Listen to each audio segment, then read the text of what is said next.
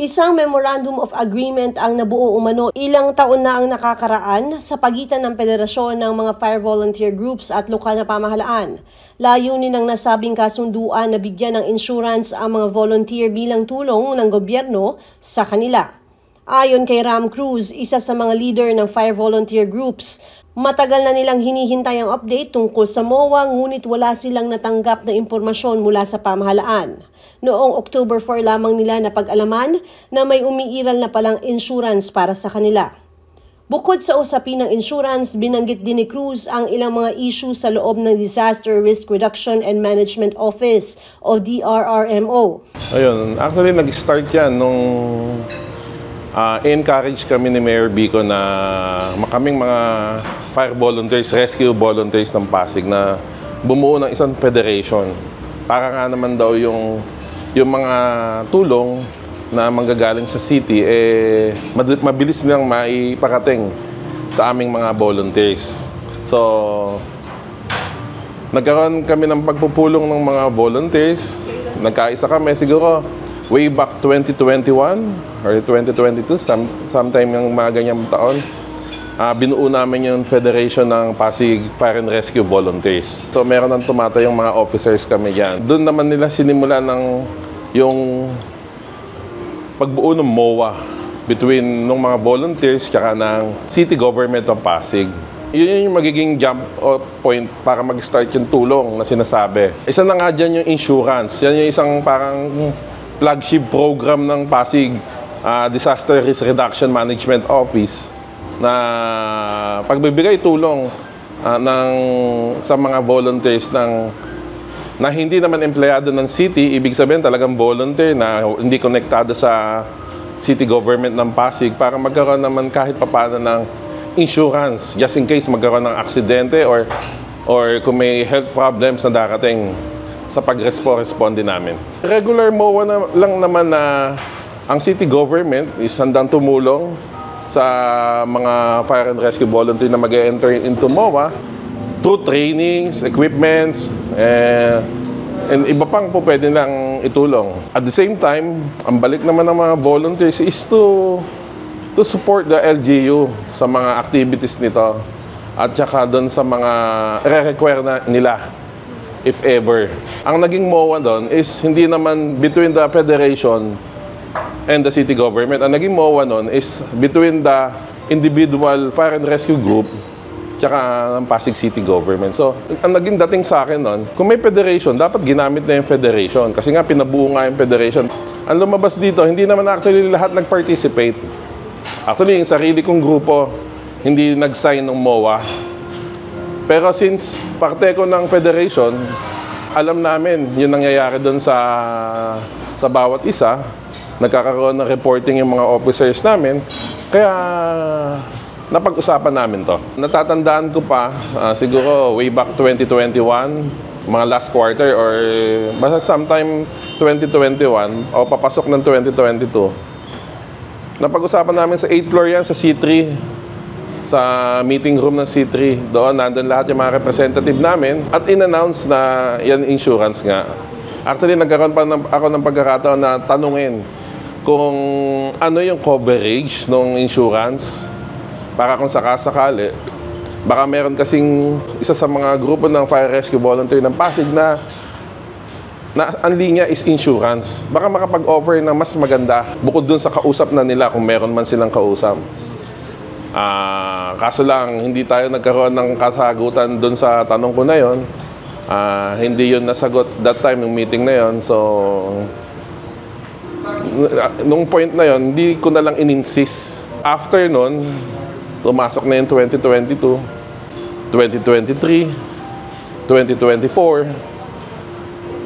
Dahil nga hindi naman ako signatory dun sa MOA, so hindi kami kasali doon. Pero nung nagkaroon kami ng membership meeting, napag-usapan namin yan. Last August, ito lang, 2024, kinamusta ko yung insurance nila, napapakinabangan ba nila? Ano ba yung coverage? Ano ba yung ibinibigay ng insurance? Ang naging sagot ng mga members and officers namin is wala silang alam kung may insurance ba o wala. So, ibig sabihin, kahit isa, walang may alam. Ba't ganun? So doon kami nagkaroon ng idea. Ako, personally, nagsuggest na rin ako sa grupo, although hindi naman ako officers, pero nagsuggest ako kung po pwede, gumawa tayo ng letter sa Pasig City DRRMO clarifying tong issue na to. 2 weeks after nito, nag-follow up ako through yun sa GC namin ng Federation. Pero hindi pa nakagawa ng letter. Actually, nag-propose letter ako sa kanila. Pero ang nangyari, parang nakipag-set na lang sila ng appointment, ng meeting. At nangyari yung meeting na yon para makausap nga nila yung mga officers ng DRRMO ng Pasig City last October 4. At the same time, nakapag-set na rin ng Federation ng second general meeting namin. Kaya anong gabi na yon, nandun naman yung meeting namin, naging parte ng agenda namin yung insurance. At doon, sa meeting namin noong October 4, kinuwento nung umattend yung presidente namin tsaka yung vice president namin na totoong araw na may insurance. Since 2022 pa, meron na. Na-renew pa. Ibig sabihin, 2022 to 2023, yun yung unang issuance ng insurance. Then, na-renew ng 2023, ito na yung ginagamit na insurance ng 2023 to 2024 na hindi pa rin namin alam. At may expire na ulit at i-renew na ulit. After nun, nag-try kaming maghanap, mag-search para makakita kami ng kahit papanong detalye. May nakapost sa PhilJeps na meron palang pre-bid conference about sa insurance. Ang magiging beneficiary is yung mga local fire volunteer groups, which is kami ngayon. Kung tama, dun sa hinala namin, sa nakita namin document sa PhilJeps, yun yung i-renew yung insurance namin. Ayoko naman mag-conclude, pero sa totoo lang, mahirap nang i-depensa yung nangyaring 2 taong hindi naming nalaman yung bakit hindi sa amin ipinaalam na meron insurance, no? Pero yung amount niya is almost, ang nakalagay dun sa PhilJeps, ang lumalabas, almost 2 million ang worth ng insurance. Last nag-file ako, nakita ko yung mga comment ng ibang tao na bakit daw ngayon? Bakit daw ngayon lang? Kagaya nga po ng kinuwento ko sa inyo, last October 4 lang namin nalaman, 2024, na meron talagang insurance. Talagang, ngayon lang talaga mabobrought up.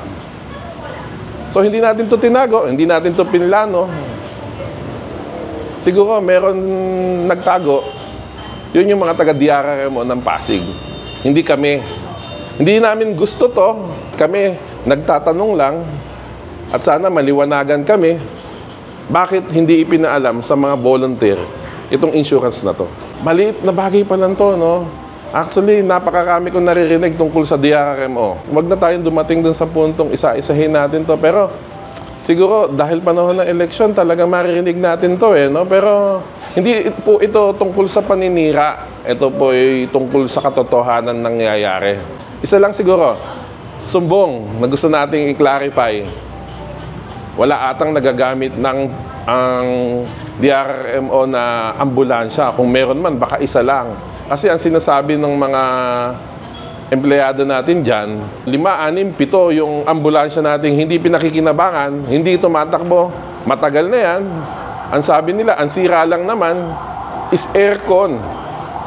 Pero dahil dyan, hindi na napapakinabangan. So dito napapahirapan natin yung mga taga-barangay fire and rescue. Kasi itinatawag sa mga barangay rescue ang mga pasyente natin. So, nagiging mabigat to. Lalong-lalo na sa mga barangay. Kasi minsan yung mga barangay rescue natin, pumipick up na rin ng pasyente kahit hindi nila barangay. Pero pasalamat tayo sa mga kabarangay na yan, rescue, na tumutulong pa rin sila. Ito, apilan natin. Sana, lalong-lalo na pagdating sa DRRMO office natin, asikasuhin po natin kasi buhay ang pinangangalagaan niya, buhay ang binabantayan niyo. Kaya sana po, ayusin natin yung pamamalakad dyan. Nang tanungin ng iNews si DRRMO Chief Bryant Wong ukol sa issue, sinabi nitong alam naman ng mga volunteers na may insurance. Dagdag pa niya, bukod sa insurance, may mga cash gift at iba pang tulong na ibinibigay sa mga volunteers. Hinggil naman sa issue ng ambulansya, Nilinaw ni Wong na walang problema kung gagamitin ang mga ambulansya ng barangay dahil ito'y bahagi ng pagtulong sa komunidad sa oras ng pangangailangan. Ako si Luan Peñano para sa latest ng iNews Pasig.